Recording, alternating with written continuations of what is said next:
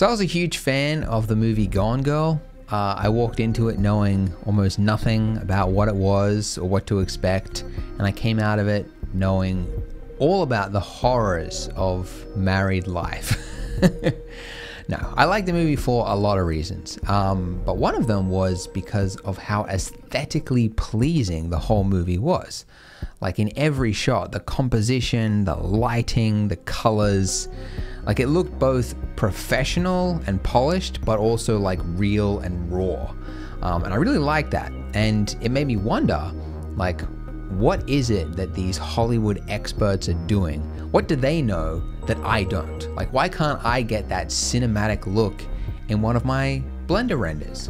So I decided to, as a learning experiment, try to recreate one of the shots from the movie in Blender, hoping that through the process I would learn the secret to achieving that look. So I took the scene at the start of the movie, the lounge room, where Ben Affleck walks into the room and realizes it just got real. And I took that and I recreated it in Blender. So in this video, I'm going to give you a sped up sort of summary tutorial, stopping at all of the interesting techniques and tricks and things that you can apply to your own scenes in Blender. And then at the end of the video, I'm going to give you the overall lesson that I learned through this. Before we start though, I should say a big thank you to Captain Disillusion for shaming my green screening abilities in his recent video. And guess what, Captain, Big D, I listened to everything you said. I set up a Premiere effect with all the crazy settings, multiple effects, one after the other. I even rearranged my office. You inspired me to try it. So I moved my green screen back, got proper lighting, using a DSLR now instead of a webcam. And guess what? It's way better. It is actually way better. I agree with that. But to my viewers, don't get your hopes up, because in the future, quality will suffer, because this setup is too much work. One of the principles that I live my life by, and I stand by this principle, never use more than one effect in Premiere. So unfortunately, it's going to be Ultra Key all the way for me, but I appreciate the learning experience. Anyways, appreciate the slamming, Captain D. And now it's time to create that scene from Gone Girl. All right, so the first step of any sort of photo recreation is one of the most important, but also one of the most tedious. And that is getting your 3D camera to match the camera that the photo was taken with. Because as anybody who's tried this knows, if you don't get this right at the start, you just start adding stuff into the scene, pretty quickly you realize that nothing is lining up at all. So you've got to get it right at the start. So as I mentioned in my previous subway corridor video, I discovered the add-on Blam, which makes this a lot easier. So basically using the add-on, you draw out the perspective lines on the photo and you hit the button, it goes blam, whatever, and it's supposed to guess the focal length, the position, and the rotation of the camera. And I found it does a really good job with the focal length, not so much with the rotation and the position. Like some scenes is better than others, but for this interior was a pain. It took me like an extra 30 painstaking minutes trying to get everything to line up. It was a nightmare. But I've since figured out like a few things you can do to make this easier. So this is what you do. First of all, after you've done the Blam step, right, you look at the photo and you find something that you can figure out for sure what the measurement of that object is. So for example, like a doorway, you can Google the height of an average doorway and then you know what that is. In this case, I have something better. I have one Ben Affleck. So if Google is to be trusted, he's 193 centimeters high. So I got my default cube. First of all, I changed the Blender units to be metric, and then I took my default cube and then I scaled it to be exactly 193 centimeters high and roughly the shape of a body. Then I moved my camera to be basically in line with Ben Affleck in the photo. Then at this point, it's lining up, but the rotation of the camera is going to be totally off. So you want to try to figure out like where the rotation is, like vertically. So I add in a plane and scale it out to be as far as it can go, like a really large plane, and that's going to be like a placeholder horizon. So looking at the photo, I then try to guess where is the horizon of this photo. Pretty hard for an interior shot, but I did my best guess. Then you delete the plane. Then you want to find out what is the height of the camera, like how high off the ground is the camera, because that's really, really important to getting everything to line up. So looking at the photo, you can see that if you were to sort of like look at it, the camera is probably about in line with his thighs or like his hips, right? So I took my camera and looking at the cube, I sort of did my best to sort of position it about there. Then once you've got the rotation there right and the cube is over Ben Affleck, then if you add in a plane and you scale it out to be the width of the wooden floor and then the depth like to the edge of that countertop in the background, then to extrude that up, it should then fit the basic scale of the room. If you've got that right, everything else is going to be fine. It usually requires a little bit of tweaking, like moving the camera up or down. It's a fiddly process. I wish it was easy, but as anyone that does like visual effects knows, like getting the camera to match is like a really fiddly job. There's tools like Synthesize, which I believe makes this a lot easier, but it's paid. But using the free Blam add-on is okay. You just got to do all this fiddly stuff. Anyways, so once everything is matching, you just model the rest of the room. So like the alcove in the background, the countertop, the little archways, all that extra stuff. Then I want to put holes in the walls for the windows because I want to try to see what it looks like with lighting in the room as soon as possible. So previously, the way that I created holes in the walls was to do like loop cuts and then delete the face. But now Blender handles Booleans a lot better.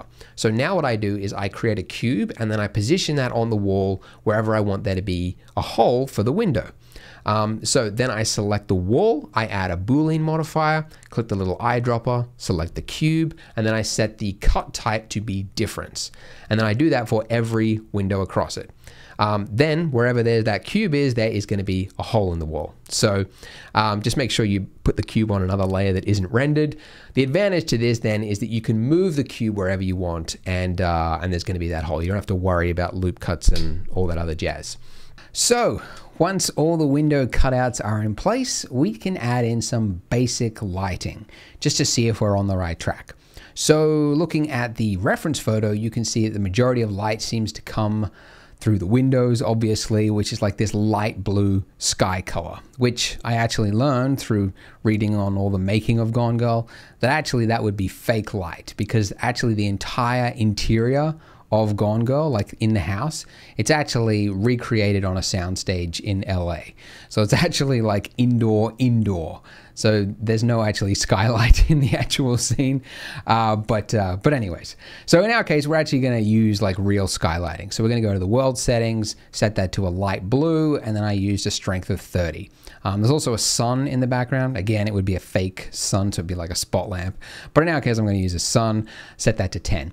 The most important thing is that you use the filmic color space though, which if you don't know what I'm talking about or why that's important, make sure you watch my video on that. There's a link in the description. It's absolutely vital. Everybody use the filmic color space, not just for photorealistic stuff, but anything you do in Blender. So please watch that video because it's pretty important.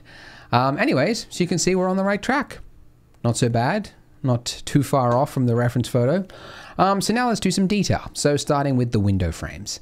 So it's pretty basic. It's just cubes and you extrude it up and put some bars and stuff on it and then you've got a window, right? Interesting thing though is that I did not use any glass in the windows. So they're actually empty frames. You might be asking why? Well, I usually find that glass is more trouble than it's worth because whenever you use glass, Cycles always tries to calculate caustics as well as shadows. So if you actually use like a glass plane on a window and then you shine light through it, you end up making the whole interior like this noisy mess. And a lot of people have that in their scene and they don't even realize what's causing it. But it's a horrible thing. Now, there's ways around it, like you can use a node setup like this one, which will basically treat it like it's invisible to the scene, but to the camera it looks like glass. But I always find it's not quite right, and a reflection, it won't appear in another reflection, and I don't know, it's just, I figured you can barely see the window anyway because there's going to be a blind on it, so who cares about the glass? So I just left the glass off. But yeah, so the blinds, that was pretty simple. That's just like a plane, and then I set that to a translucent shader and then put a little cylinder at the bottom. Really basic stuff. Anyways, once the window frames are done, it's time to get into something a little bit more complex, and that is modeling that which the devil hath created himself, which is cabinets. So for some reason, every kitchen designer in the world decided that all kitchens need to have unnecessarily detailed doors. Like every vertical surface has got to have this little inset upon inset and curve shapes, and I'm sure just to make give the guy that knows how to do that with the wood, like give him a job. But it just makes our life harder when you're trying to visualize it, because you got to try and model this thing.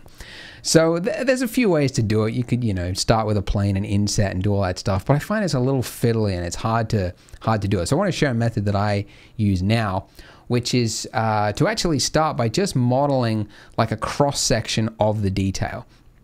Like looking from the top down. So what I do is I start with a plane and I delete all the vertices except for one, and then I use that vertex and I extrude it out, and then I create the detail of that section in a cross section form. Then when you go into front view, you extrude it up, and now you have one edge of that door. Then to create the corner, right? That complex corner, how do you do that? Because you'll know that if you just rotate, you end up getting like a tapered edge. And I'm embarrassed to say that for the first 10 years of my life as a Blender user, I solved that problem by like scaling along the X and then the Y and just trying to get it as close as I could. It was never perfect. But I since learned there's a tool called shear, which I just activate by hitting space and typing in shear, which allows you to rotate it. You pick the X or the Y axes, whichever one works, and it rotates it then correctly. So for a 45-degree angle, or 90 degree, whatever, 45 degree, it's always either 1 or -1, which you can see in the bottom left-hand corner of the screen. So you can type that in or get to it manually. But anyways, once you got that, then you just extrude that out, and now you've got one 90-degree corner. And then you just use a mirror modifier with clipping turned on and add a face there, and finally you've got a cabinet. So that method is like, if you need to do lots of complex little detailing, I find it's easier to use than doing that insetting method. Anyways, so I use that same method on all the cabinets in the kitchens, the drawers, resized everything. The cabinet on the right hand side, that method as well. And I also used it for things like the skirting board, like around the base of all the house, the top ceiling bits, the actual inset ceiling as well. I think I used the inset method for that. But I mean, this stuff, it's not hard. It's just time consuming. You can't really like download a model of this stuff. You've got to do it yourself. So I just chuck on some podcasts and just go at it, one evening after the other until you finish. But there you go. Then it's time to add what I call the scene fillers, which are the little models which you need to have in the scene in order for it to feel real, but are so small and insignificant really that you shouldn't be modeling them yourselves. So I'm talking about like decorations, pot plants, microwave, toasters, teapots, basically stuff that could potentially take you weeks if you were to model it yourself. For stuff like this, you've got to use a model library. So whether it's a free one like Blend Swap or a paid one like Turbo Squid, there is no shame in using somebody else's model in your scene. And I'm making a special point to say this because I know myself, when I was a beginner, I felt that it was like cheating to use somebody else's models. But I later learned that all professionals use third-party models, and actually you're disadvantaging yourself if you try to do everything yourself, because you're not able to complete scenes, you're not able to finish something, or you end up, if you try and do everything yourself, you end up with a very bare bones looking interior that's very obvious that you tried to model everything everything yourself because there's just not enough models in it. So make use of any model library you can because it's required. For environments, interiors, there's too much for one person to do by themselves. So in my case, I actually used some old models left over from the Architecture Academy, which was an old course that I had. It's no longer available. But if you did actually want these specific models, we are actually in the process of updating them, and we're putting them on Polygon later on this year. So you will be able to get scene fellas from Polygon later if you wanted them. But anyways, use whatever model library you can.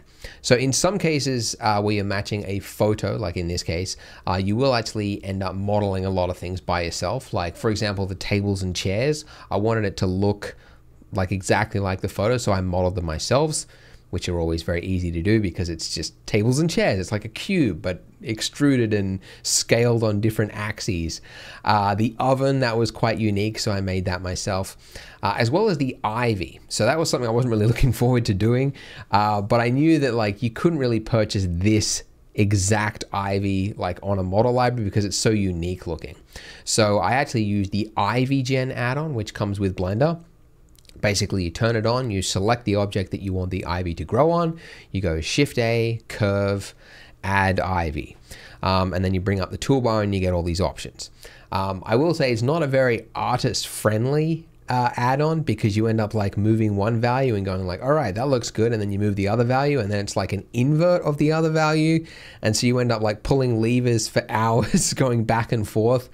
But anyways, it's free and it works, so I eventually got there in the end. The add-on, by the way, like it gives you the option to add leaves. I never use that because it creates these flat planes with no option to tilt or rotate them, which is really crazy.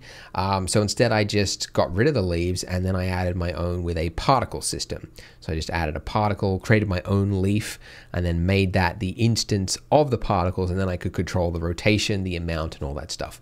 But anyways, it all looked good in the end. So at this point, all the modeling is pretty well done. Now we can move on to the materials. So obviously, as the owner of Polygon, I used a lot of Polygon materials, goes without saying.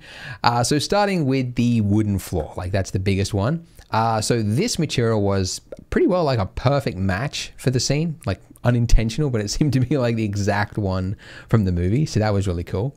Now, normally when you download a texture set like this, you know, it's got the color, the displacement, the normal map, all that stuff. You have to load those into Blender manually, right? So you got a principled shader, you import it, and then you connect each one, you know, the normal into the normal. And it's not hard, but it's very repetitive work. So I'm excited to show this because I don't think I've showed this before, but we've created an add-on that does this for you. So it's a free add-on. You can download it in the YouTube description. And basically you enable it, and then when you go to the materials, you'll find that there's this little section underneath called the Polygon Material Converter. And then all you do is you define wherever it is that you've downloaded your textures to, and then it will automatically link them and find each of those texture sets based on their names. And then if you hit load, it will automatically create materials based on all of those maps. So you can see with the plane here selected, if I just go to the materials, you can see that I've got a wooden floor material there. And if I click it, you can see it's already set up. So if you go to the node editor, you'll see that it's correctly loaded in all of those maps, and it's still customizable. So that's really important for me. Like, I don't want an add-on to lock anything off. Like, I still want customization, so you can change all those values. So it's like you'd added it in properly yourself, but just takes out all the legwork. We've also got like a scale setting up there, so it's like very quick to change the scale of a texture, which is really handy. Oh, and this add-on, by the way, will actually work with all of your own textures as well, not just ours. Just provided they have the same naming conventions that we use, it'll work with your own. So it's really cool. So other materials, the back wall's got this white tile. So again, I found like a perfect match for it on Polygon, this like subway tile. So just loaded that in, really easy. The countertop, you can barely see it in the render, but I used this marble texture there. The table set, the table and chairs, I used this like wood fine material, and then I added in a hue saturation node to the color channel, and then I just turned the value way down so that it's as dark as I needed it. Like it's like a blackish wooden sort of thing. So turn that down and you can see it looks pretty good. Then the rug. So the rug was like pretty simple to model. It's just like a plane that's been extruded up with a subsurf modifier on it. And then I used this material off Polygon, which you can see is like bright blue. But if you add it in and then again use that hue saturation value node in the color channel, then if I turn the saturation way down and the hue, change that to the right sort of color tint that I want to get it to be this browny sort of color, you can see that it's a close enough match to the reference photo. So that was cool. I used a bunch of other materials as well, like a leaf texture for the ivy, this painting, I put that on the wall there, a bunch of other little things, but that's the brunt of it. So going back to the wooden floor, it looks okay at the moment, but it looked a little too clean for what I wanted. So I wanted to just make it look like an interior that's been walked on every day. So I used this texture off Polygon, which is probably one of my favorites. Like I've used it probably like 50 times. But basically you take that, it's like a black and white map, and then you add that into the wooden floor material and you make it affect the glossy input, right? So you add in like a mix RGB node and you set it to screen, and then you just put that into the bottom value there. And then that will basically influence just the roughness of the reflection, which will in turn make it look like sticky footprints across it. And you want to do it subtle, like really subtle. You don't want to go too far with it, but if you do it right, it can just make it look like just enough that it feels real, like people have actually been walking across the floor. So that's really easy. So the rest of the scene had pretty generic materials, like it's mostly like white walls. So it's just like a principled shader with the roughness turned all the way up.